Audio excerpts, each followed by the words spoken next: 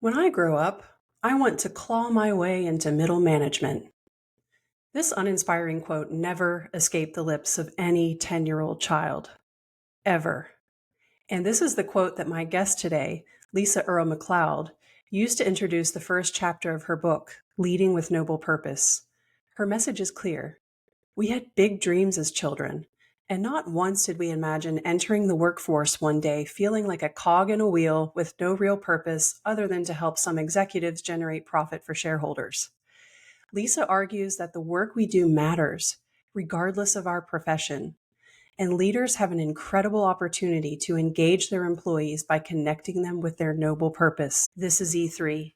Engage and empower with empathy. Welcome to the show today, Lisa. It's so nice to have you. Super passionate about this topic, and I know you are as well. So very much looking forward to this conversation. Before I start with the first question, I just wanted to put your two books up on the screen here, because I'll be referencing these throughout the show. Selling with Noble Purpose was the first one. Leading with Noble Purpose was the sequel. Yep.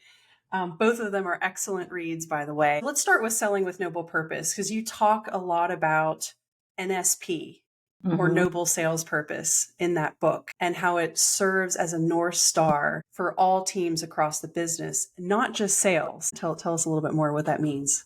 So when you ask most people, what's the purpose of your company? A lot of people, if they're honest, would say to make money. But money is actually a lagging indicator. What we know is that the organizations that have a purpose bigger than money to improve life for their customers actually wind up making more money. So when we talk about the NSP, it's a noble sales purpose, which is how does what you sell, the thing you sell, not your ESG metrics, not be a good community citizen, all those things matter. When people hear noble purpose, they think it's all about charity. So, I'm a former VP of sales. So when we say your NSP, your noble sales purpose, it is quite simply, how are you trying to improve life for customers? So we worked with one business. They were IT consultants, not the most glamorous thing in the world. And they said, our purpose, our noble sales purpose is we help make small businesses more successful. And so when you ask the question, it's not just for sales. Imagine you have two IT consultants and one company says, our purpose is to make money, deliver a return to shareholder. And the other says, our purpose is to help make small businesses more successful. The research tells us what your own heart probably already feels. That second company is going to make more money because they're going to be more innovative, because they're going to have better customer service, because everybody in that organization is lined up on improving life for customers. Nothing wrong with making money, but if that's your true north, all you're thinking about is yourselves. And that's not where the money is. The money is with the customers.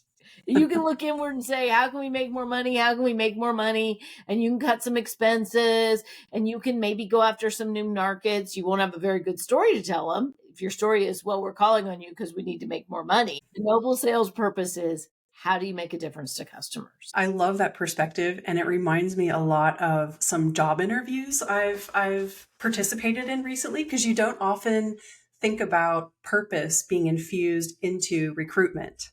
Right. But I tell you what, you can tell which company is purpose driven just by the way they interview you. They do. You can absolutely. And I'll tell you, when we first started this work, we were doing a lot of work with sales teams. And we expanded it to leading with noble purpose. And a lot of the companies that we work with, part of our project has been infuse this into the interview process. So I'll give you an example, and it's super public, so it's okay for me to share it. Hilton is one of our clients, and their purpose is to fill the earth with the light and warmth of hospitality. I mean, I didn't make that up. Conrad Hilton thought that up 100 years ago. But they asked for our help in bringing it to life around the world. So imagine you go interview with one hotel chain and they say, well, our purpose here is to deliver a return to shareholders. Do you want to come be a dishwasher or a cleaning person or a regional manager for us? Great. And then you go interview with Hilton and they say, well, we're filling the earth with the light and warmth of hospitality, because when we do that, people's hearts change and they become better citizens and they enjoy their lives more. You want to be part of that? It's the difference in night and day. That's incredible. Have you seen the Simon Sinek video where he talks about when he went to a coffee bar at a hotel? I think Mm-hmm. it was the Four Seasons, and he starts talking with the barista. They're just engaging in casual conversation, and the barista is so cheerful, joyful. He clearly loves his job. And Simon, being Simon, says, "Hey, do you like working here?" Like, what do you Uh, think, Mr. Barista? yeah, tell me more. Do you like it here? And he said, you know what? I love the Four Seasons because every time I come to work, people, even not my direct manager, are always asking me, staff, how can I help you? Are you doing okay? Is there any way I can support you? So he always just wants to go above and beyond as a barista at the Four Seasons. And he Right. said, but I'll tell you what, I am also a barista at the hotel down the street. And when I go to work there, I basically duck and hide and just get my job done during the day because my manager's always looking for mistakes, It's always this, looking for something that I'm doing wrong. and it's the exact same person. And the Four Hmm. Seasons is lovely, and I do love staying at a Four Seasons. Having said that, Hilton was voted a best place to work by the employees, and it's the first time that a hospitality company has ever been voted best place to work. Because if you've worked in hospitality, it's hard. It's Yeah. really hard. Making all that stuff beautiful and serving all those people, it's hard. And so, yes, the Four Seasons is lovely, but I will also tell you is Hilton, and if I hope everyone's had a good experience there, has all kinds of brands. So Hampton Inn is a Hilton brand. So yeah, the Four Seasons is great, but you get people excited about working at a Hampton and staying at a Hampton. Like that is some employer magic right there. And that's such an important point. I think just to bring this home a little bit more so we can really feel Mhm. how tangible this is. I absolutely love in your TED Talk. By the way, anyone who hasn't seen Lisa McCleod's TED Talk, please go check it out on YouTube because it's really inspiring. But you talk about in your talk this aha moment that Mhm. you had when you were helping a biotech company look at their sales performance, and they asked you to identify the top performers in Yeah. their pharmaceutical sales reps. It was a blind study. And so this is actually 15 years ago. This is where Selling with Noble Purpose was born. It was a blind study. This biotech company wanted us to go out and work in the field with their sales team and figure out what made the top performers the top performers. And the thing that was interesting was like everyone knows the difference between a good sales rep and a bad sales rep.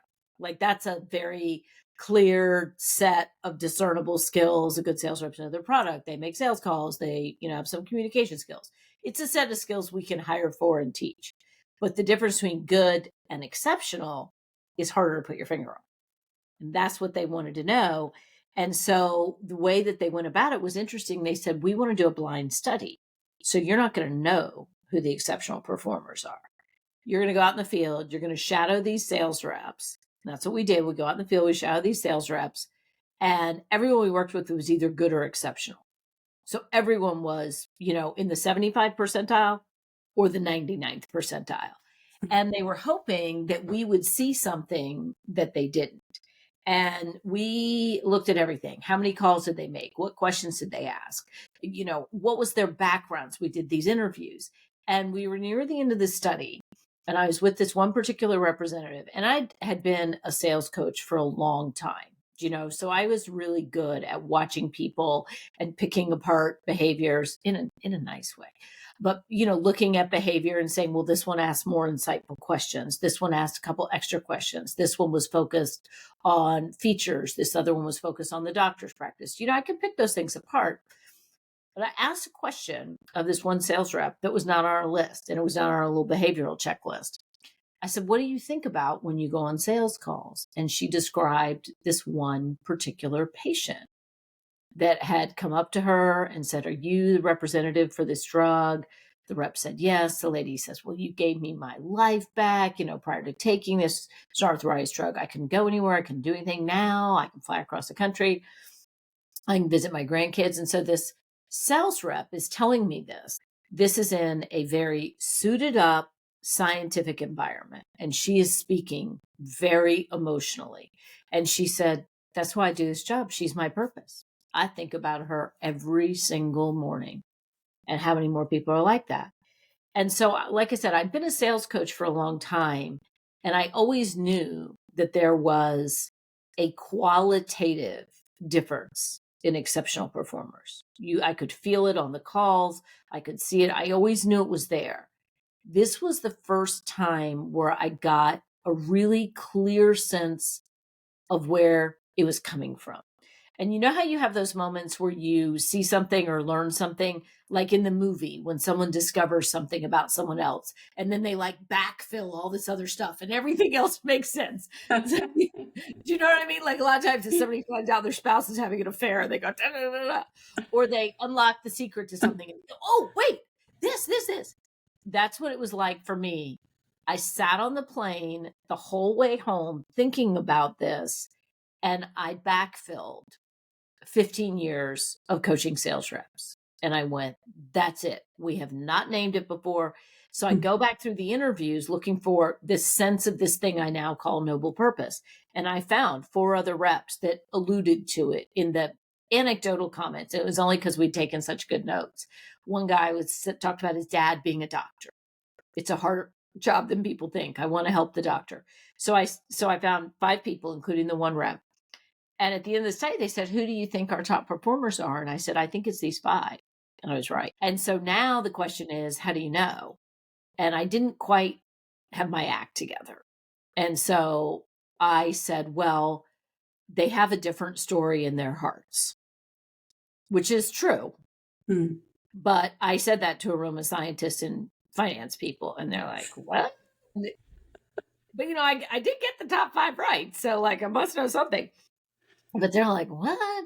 And then I was like, well, there was this thing with this grandmother and this other person. The dad was like, I couldn't land it. That was 15 years ago. And what further research bore out, without a doubt, when it comes to salespeople, so there's 2 things I want to share. When it comes to salespeople who want to improve life for the customer will do better.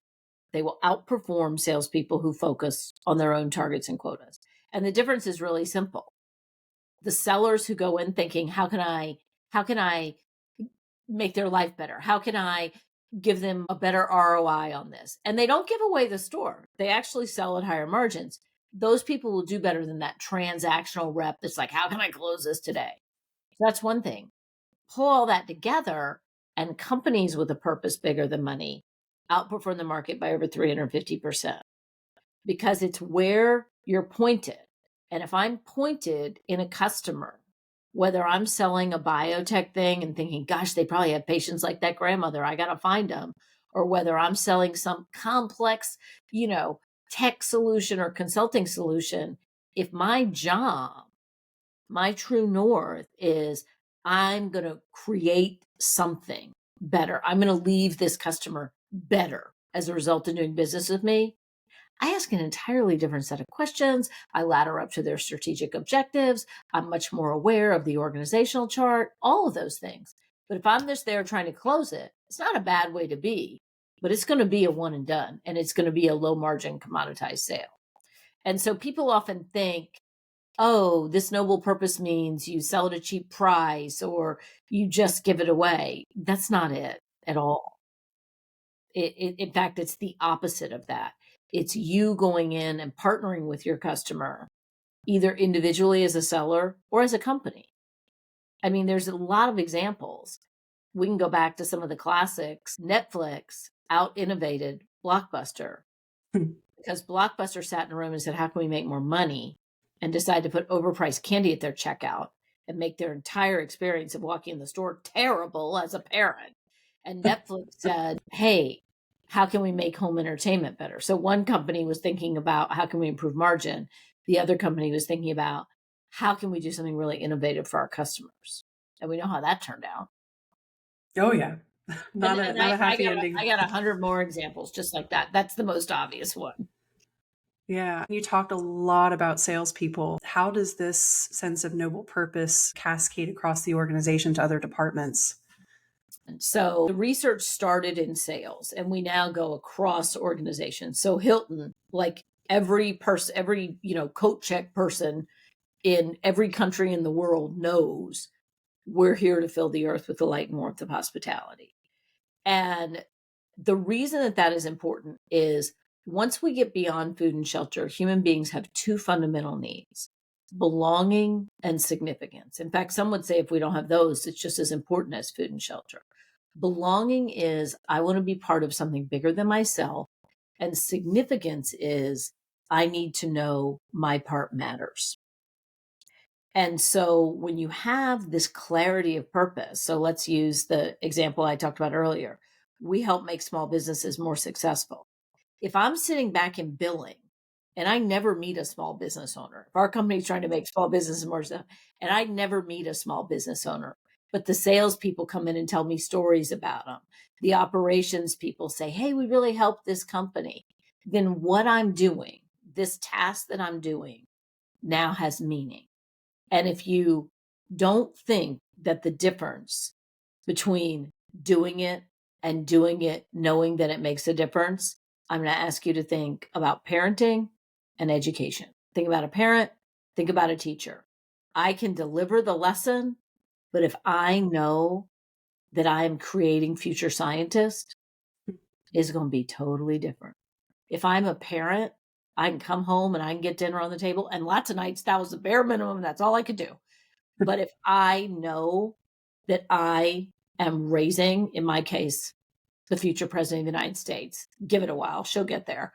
But if I know that, the whole thing is going to feel different. And it's hard for us to do that on our own. It's hard for us to reset. The best teachers, they know they're creating future scientists and they reset to that all the time.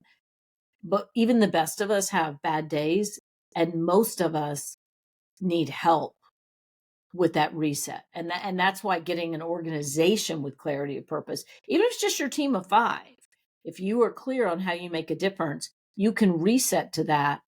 And it's especially important when times are tough.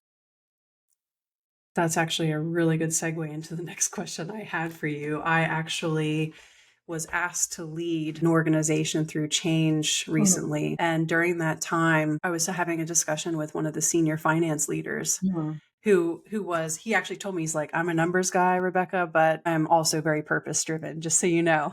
Yeah. And he said, when times are tough for the business, there seems to be very little oxygen left in the room for things like purpose. Have you ever helped an organization infuse purpose into its culture, even when the business was facing major pressure from investors, board members, what have you? So the short answer is yes. And what I would say is it's easier to do it when times are good and then lean on it when times are bad than it is to try and infuse it when times are bad. But we have done it. And I'll give you an example. If you think about when times are bad, I'm going to draw a parallel to the military. And the military, go back anytime. Go back to the American Revolution. I'm an American, so that won't turn out well for me. But go back to anything. And we interviewed a bunch of combat veterans, and there were a couple of my family with the recent edition of Selling with Noble Purpose.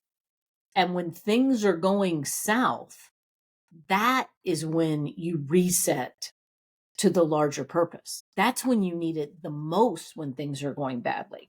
And so I'm going to share some data with you.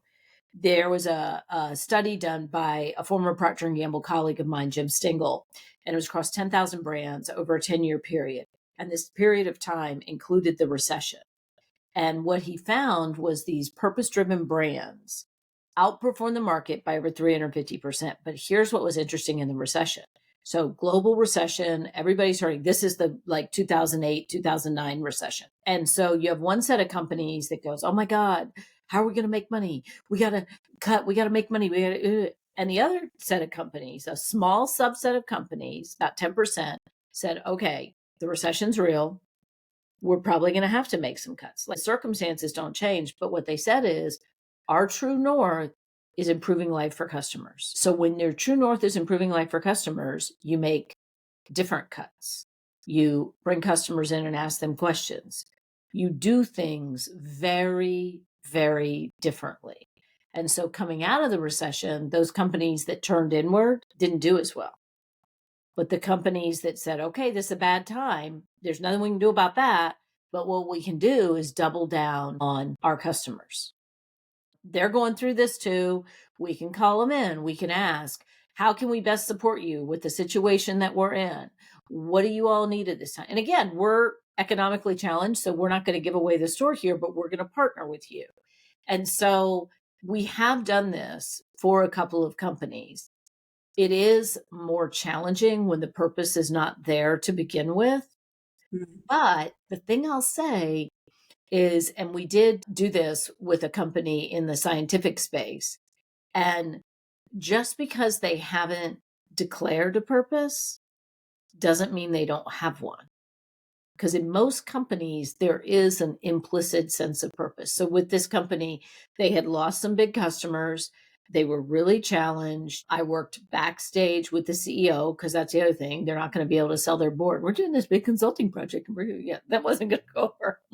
But he did say, I need a coach. So I executive coached the CEO who brought in some people.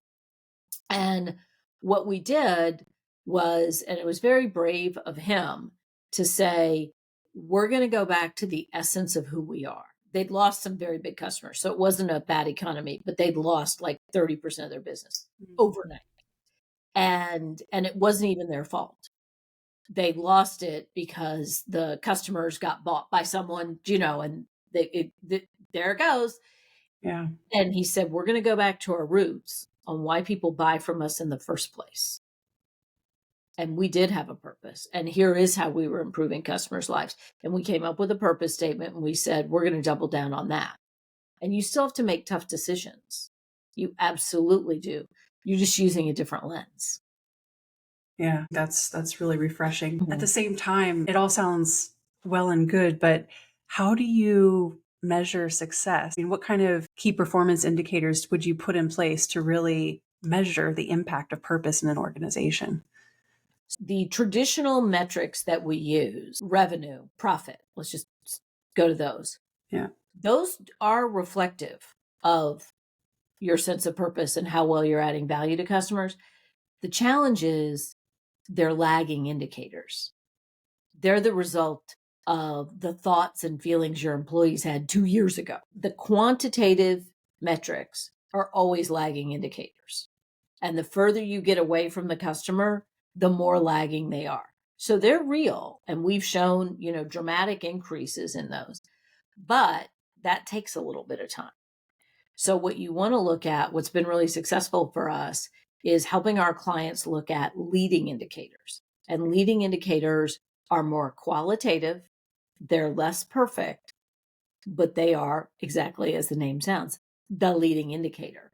One of the clients we worked with was Hootsuite, and we worked with them many years ago. They went on to become a unicorn, one of the first Canadian companies valued at over $1 billion. So this worked big time. And we were with them in the early days. With their CEO at the time, Ryan Holmes, we wanted to look for some of those leading indicators. And for them, one of the leading indicators was the level of storytelling that they were doing inside the company about the impact they had on customers. And you might go, what does that have to do with anything? Well, it has a lot to do with it. Because if at every sales meeting, we're telling a story about how we made a difference to customers. At every product development meeting, we are telling a story about how our customers were improved as a result of our products. I am setting a lens for two of my most important teams, product innovation and sales, that we are always trying to improve life for customers. So I've created a belief system with those two teams. And that belief system is going to drive their interactions. Now, we have to do a whole lot of other things right. But the other things are pretty obvious. We got to get our systems working. We got to get organized. We got to get territory management. We got to get account planning. But it's all being done by people that have this belief system, which then creates a differentiated customer experience. They create differentiated products. And so he was really a visionary in that, to be candid, like, we've got a lot of research that shows how well this works now. We didn't have as much research then. But he started his company based on a need he saw in the market. As the company grew to hundreds and then thousands of people, he wanted them to have that founder's mentality. So how do I get them to have that founder's mentality? The founder's mentality is, I'm solving a problem that's in the market right now. I'm doing something for customers. So we looked at some leading indicators like, can all our salespeople tell customer impact stories? Are we telling those in our meetings? We had contests about who made the biggest difference to customers and telling the stories. Then we looked at the amount of face time that salespeople are spending with customers, because we knew there were some optimal amounts of face time that salespeople spent with customers. Again, they were not perfect metrics, but by looking at them collectively, they tell us, are we moving in the right direction? And again, they became a $1 billion valuation company, one of the first ones in Canada. They did a lot of other things right. Purpose wasn't the only thing they did. But I mean, if you could have been in their meetings and heard them talking, and this is a technology dashboard, heard them talking about everything from how they help people in Hurricane Sandy. The local municipalities were able to monitor who was posting on Facebook and what and get help to them, to helping the Mall of America do events. So like everything wasn't, life changing. But when you heard them telling those stories, it was like, we are so proud of this. We make a difference to customers. And you did this and you did this and you did this. That's what we call the tribe of true believers. That's where it starts. Some of those metrics, they're qualitative and they're imperfect metrics. One bank we worked with said, we're going to look every week at how many customer referrals we're getting. We're not going to spiff it. We're not going to push you a ton on it, but we're going to look continually at how we're getting these customer referrals and see if that number is continuing to grow. If not, why? If it is, why is it? Imperfect metric, but that says, are we living our purpose? You're basically saying this is something that is literally infused into the culture. It's not just, here's our purpose statement, we're going to put it up on a wall on a big plaque and everybody's walk got a away. t-shirt. Because when people think of purpose, they think of a communication cascade. That's not it. What you're doing is activating. You're trying to think about a teacher. Our message is, we're creating future scientists. We can have it on everybody's t-shirts, all that. But when that teacher believes, and every week we tell stories about the future scientists that we're creating, totally different game changer. One example I often use is when I was a young parent, which has been many, many years ago, I read an article talking about how family success was connected to the numbers of dinners you had a week, and that successful families, and by successful, I mean children thriving, children doing well, people loving each other, people showing up for school on time, not just the outward things, but a truly happy family. And it was the number of dinners a week. There was a direct correlation. So I've got a choice. Now I'm a young parent. We're going to try and have 5 dinners a week together. But we all know we could have 5 dinners a week and they could suck. And I don't mean the food. I could just be terrible and go, what'd you do in school today? You better get ready. Because I know quantitative is the act of having the dinners. So Hootsuite knew we're having weekly sales meetings. I can track that. The qualitative is, what are we talking about at those dinners? And we are uplifting each other. We are affirming each other. We're talking about the events of the day. It's qualitative. We decide what it is. The measurement's going to be imperfect, but over time we're saying, are these positive experiences that people look forward to? Do we answer difficult questions? The dinners, the sales meeting, same thing. Are they positive experiences? Do we answer difficult questions? Are we lifting up stories that affirm who we are? We can call it family dinner, we can call it a sales meeting. But if I've put into my managers at our meetings, we always spend part of the time talking about how we're making a difference to customers. I am just seeding that belief system all the time. It takes like 3 minutes at the beginning of the meeting. But that was one of the things they measured. And sure enough, they literally changed the whole market. That's incredible. In both of your books, there are so many tools and suggestions that you share for companies to adopt and try to infuse purpose into the organization. For a company that maybe hasn't thought about purpose yet or developed a purpose statement, or even a company that already has one but kind of lost its way and wants to bring it back to life, where should you even start? Just to wrap things up, what would be your top takeaway? I'll say two things.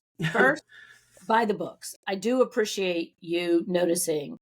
I didn't want to write a book about everyone should have purpose. It makes people feel good. It here's 350% return. Da da da da da. That's all fine. That's the first chapter. The rest of the book is here is exactly how you do it, because I am a practical person. So there's very clear and concrete steps. So that's the first thing I would say is buy the books. It's laid out for you. You don't have to call me. It's right there.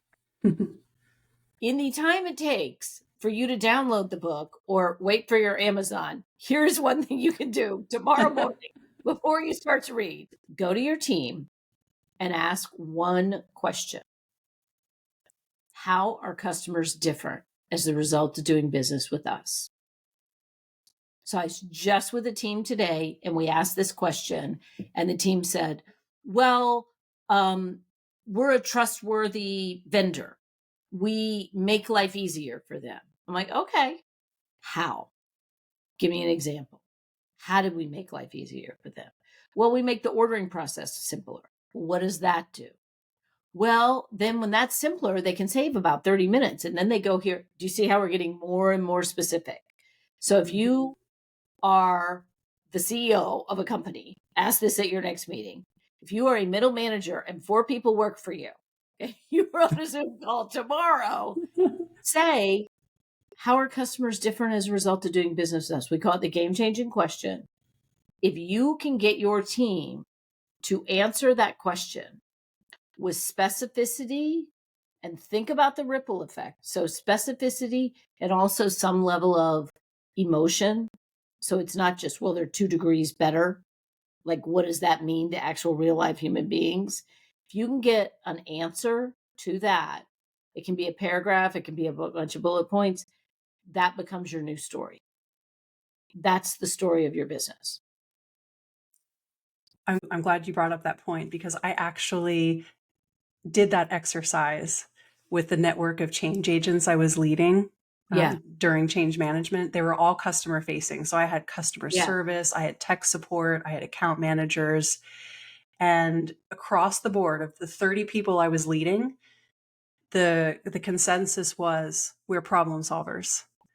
Mm-hmm. And there were such cool stories that came up, like during the pandemic when there were supply shortages, and of course I was working in the biopharma industry, so this was really critical, getting these therapies to market. And I remember specifically one customer service woman said to me, Rebecca, there was a time when I avoided an outage at the customer's facility. I was staying up late hours. I was going above and beyond to try to get supply on the right time at the right place. And they actually sent flowers to my office the next day. And so I was getting really cool stories like this. And that becomes the story, because it's not work that erodes our spirit. It's meaningless work. And in a virtual environment, when every day becomes a grind, how many teachers out there think they're doing meaningless work? And we know they're not. It's so they're sad. Just burnout and tired and whatever. But we know ones that know at the end of the day, my work is meaningful. It's no excuse to pay them poorly, but that's a separate issue. But those who know my work is meaningful, get up and fight the good fight every day. And that's the thing. You don't have to wait for your boss to do this. Everyone thinks they need to wait for the CEO. Everyone thinks, oh, the CFO won't do it. You do not need to wait. You can do it for yourself. Literally. Tonight. It's night here. That's a great way to wrap this up, Lisa. Thank you so much. I think the takeaway is you don't have to wait for anyone. You can go out there and live with purpose and really create meaning in your work starting now. So that's really a relief to know that we don't have to wait around for everyone. And just as a reminder, Lisa has 2 books, Leading with Noble Purpose, and I have the other one here, Selling with Noble Purpose as well. You can get them on Amazon. And if you want to connect with Lisa, follow her on LinkedIn. She also is always posting really interesting content. Lisa, thank you so much for joining me today. It was a delightful conversation, as it always is with you. Such a pleasure. This podcast is designed to help busy business leaders create an inspired and engaged workforce. I am building a community of like-minded leaders and experts who all share the same passion, taking care of people at work. If you enjoyed this podcast and would like to hear more, please subscribe wherever you like to listen to podcasts.